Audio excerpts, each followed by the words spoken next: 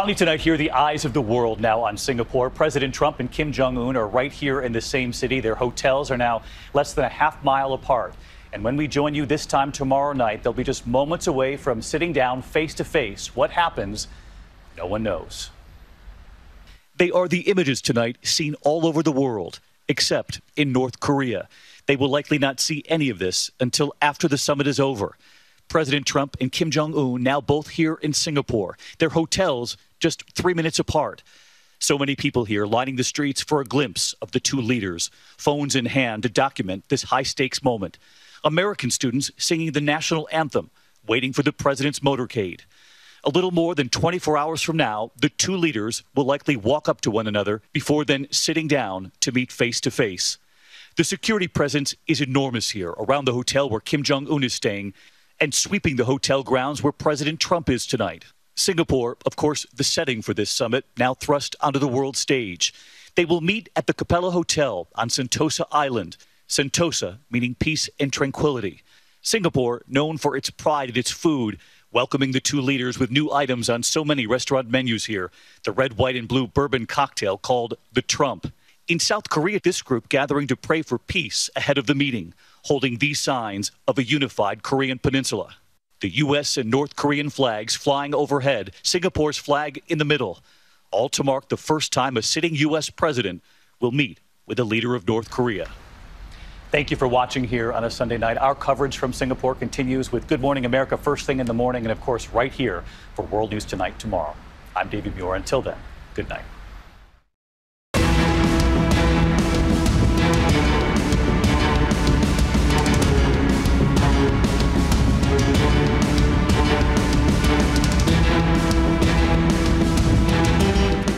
Welcome back to Political Capital, the intersection of money and politics.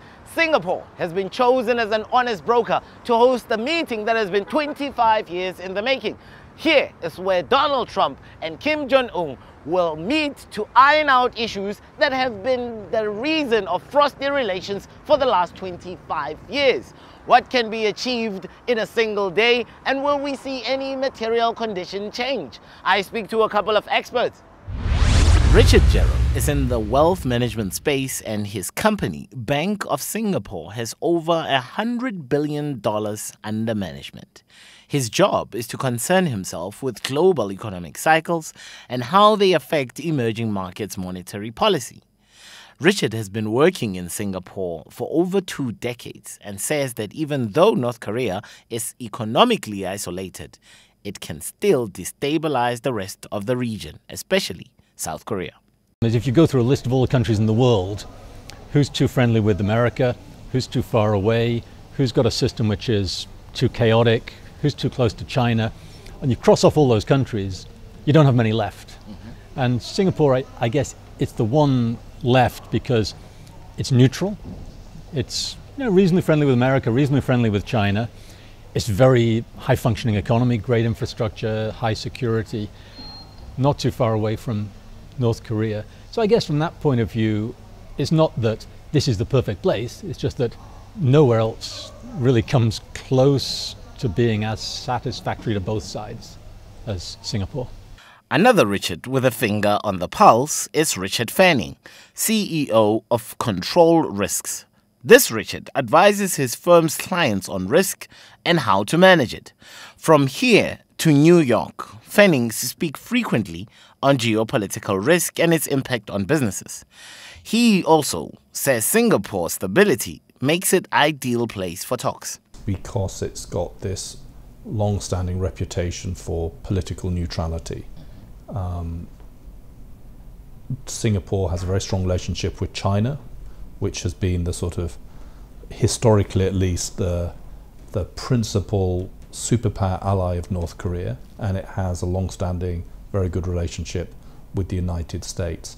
And there are very few other countries that can claim to have that sort of twin relationship between China and the United States, a sort of, historically at least, a sort of even-handed approach, never favouring the US over China, never favouring China over the US. That's been a carefully crafted position that Singapore has maintained, that was pioneered and established by Lee Kuan Yew and has been continued by the current government here in Singapore. A single day, the 12th of June, that's all the time allocated for a meeting between Donald Trump's America and Kim Jong-un's North Korea. There has been very little groundwork leading up to this big meeting. So what can it actually achieve? Yeah, it's unconventional diplomacy to do a meeting of this importance with this quickly, with this amount of sort of rapid preparation.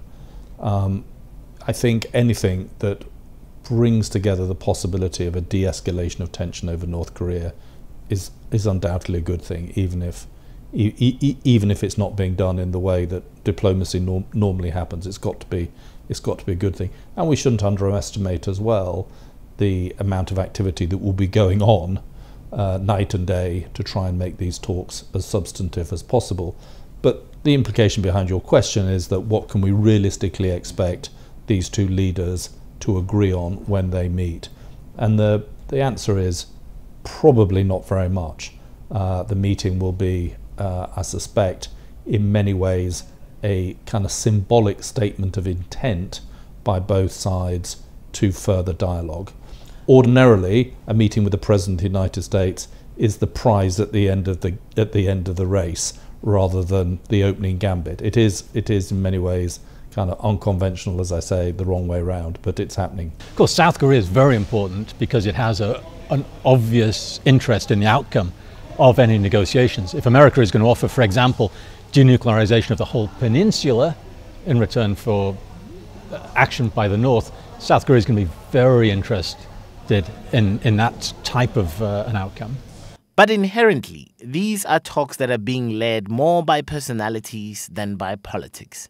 The Donald has already pulled out of the Paris Climate Accord and recently the Iran nuclear deal, while Kim comes with about 25 years of isolation and secrecy.